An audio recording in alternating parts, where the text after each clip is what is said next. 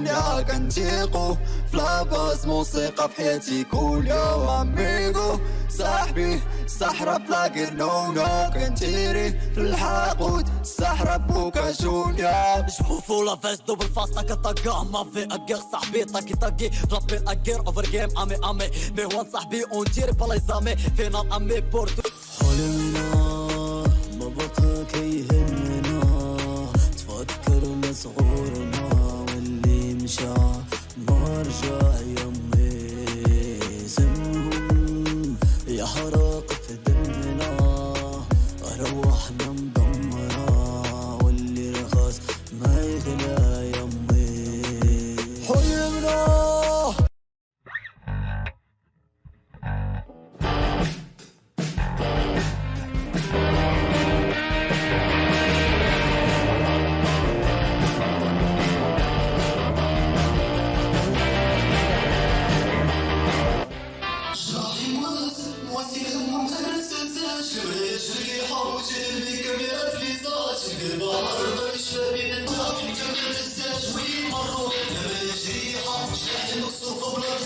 السلام عليكم ورحمة الله تعالى وبركاته، وأسعد الله مساءكم إخواني الفنانين والفنانات قاطبة داخل وخارج المغرب. تقبل الله الصيام والقيام، والله يجعلها إن شاء الله ساعة استجابة للدعاء إن شاء الله. اللهم صل وسلم وبارك على سيدنا محمد صلى الله عليه وسلم. الحلقة 26 من إعداد جريدة الشاملة بريس، معكم مراسلها الفنان عبدو الرباع. ضيفنا اليوم الأستاذ منتصر اللي هو كيبدع وكذلك عنده إنجازات جميلة وكثيرة في مجال الراب الأغنية الشبابية. خويا منتصر مرحبا بك ولك الكلمة.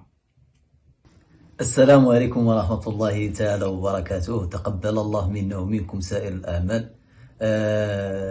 معكم الفنان يوري منتصر، مواليد مدينة قريمين بوابة الصحراء، صنف الأغنية الشبابية الراي ممزوجة بالطراب سونتيمونتال. بداية المشوار والمسار الفني سنة 2004 مع مجموعة البيضان ومجموعة أيضا صحراء نايضة للفن الشبابي اللي مثلنا عدة تظاهرات محلية ووطنية، من بينهم موازين بمدينة أكادير وكذلك مدينة العرائش اللي تكلصينا ثاني وطنيا، ولدينا عدة مشاركات الحمد لله. شكرا خويا منتصر، شكرا لك، هادشي جميل ان شاء الله، واتنبأ لك بمستقبل زاهر ان شاء الله وجميل، وتكون عندك ان شاء الله جماهير عريضه باذن الله. خويا منتصر، شنو هي المحطات اللي عشتيها وكذلك الانجازات الفنيه اللي درتيها واللي غادي ديرها، يعني الجديد كذلك ديالك ما هو؟ لدي عدة أعمال، من بينهم عمل الكمامة، وكذلك عمل على طريقة الفيديو كليب حلمنا، وكذلك لدي أعمال عدة وألبومات، عندي 6 ألبومات على التوالي وذلك خدام في 7 إن شاء الله. كذلك خدمت يعني مع شركة أجنبية ببلجيكا بكوتريك، يعني خدمنا واحد العمل فني ضخم مع فنان معروف مغربي طنجاوي، هو رضوان العريشي المعروف بالباد فلو. الحمد لله لدي عدة أعمال دريكتيا خدم فيها دريكتيا في الألبوم 7 اللي هو المراية إن شاء الله، ونتمنى ينال الإعجاب ديالكم إن شاء الله، ونتمنى ينال إعجاب الجالية المغربية المقيمة بالخارج. وكذلك حنا كنمثلوا هاد الستيل الشبابي الممزوج يعني بواحد الطريقة عصرية اللي كتدخل لأي دار وكتدخل لأي خيمة الحمد لله، ولدينا قبول من عند الجمهور الحمد لله الكبير، خصوصا يعني من أبناء المنطقة وخارج المنطقة وكذلك خارج أرض الوطن. وكنتمناو نكونوا خفاف في هذه الحلقة على قلوب الجميع، وإن شاء الله نتمنى يعني تشوفوني إن شاء الله من هنا لقدام في منابر يعني إعلامية كبيرة إن شاء الله، وكذلك تشوفوني إن شاء الله من هنا لقدام يعني نمثل يعني الرايه المغربيه احسن تمثيل يعني. شكرا خويا منتصر. ان شاء الله باذن الله مستقبل كبير جاي ان شاء الله. الله يسهل عليك، الله يسر امرك، ولكن اكيد يعني من خلال الطموح ديالك اللي كنحسوا به لا انا ولا الاخوان ولا المتتابعين اكيد غادي توصل باذن الله. خويا الرساله ديالك للفنانين المغاربه قاطبه باش يكون واحد الحب ديال التضامن من خلال الحمله اللي حنا عاملينها مؤخرا، ما هي النصيحه او الرساله ديال منتصر للفنانين المغاربه؟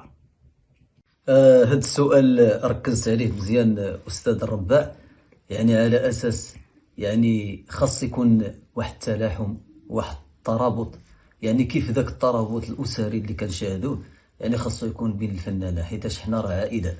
يعني لما جينا نعاونوا يعني بعضياتنا البعض يعني راه ما غاديش نوصلوا الفن يعني بواحد يعني غيبقى محدود عندنا هناتيا. يعني خاصنا يعني نترابطوا أولا يعني ونتعاهدوا يعني باش نوصلوا يعني هذا الفن هذا، وهو رسالة اللي كنعرفوه يعني له واحد الطريق يعني اللي لاهي نخطوها يعني للمستمعين يعني بواحد الحب يعني واحد التلقائية يعني. وخصوصا حنا كنعرفوا يعني كاينين المتطفلين يعني في هذا الميدان يعني اللي كيحاربوا فنان يعني مبدع يعني عنده يعني وما كيعاونوش يعني. هذا الشيء راه كنلاحظوه يعني. وخصوصا حنا يعني عندنا واحد الغيره يعني ماشي على انفسنا اولا، عندنا غيره على هاد الطرب يعني من طنجة للقويره، وعندنا غيره كذلك يعني نوصلوا يعني الثقافه ديالنا، لا الحسانيه لا الشبابيه لا الراي. الحمد لله المغرب متعدد الثقافات يعني. الحمد لله كتمشي لطنجة الحمد لله كتلقى واحد الستيل، كتمشي لكازا كتلقى ستيل، كتجي هنايا للجنوب كتلقى الحسانيه كذلك الامازيغ يعني كتلقى واحد الستيل كذلك. كاين واحد الستيل هنايا يعني مخزون هو القدره، وكاين مولي واحد الستيل مولي ديال كانكا يعني.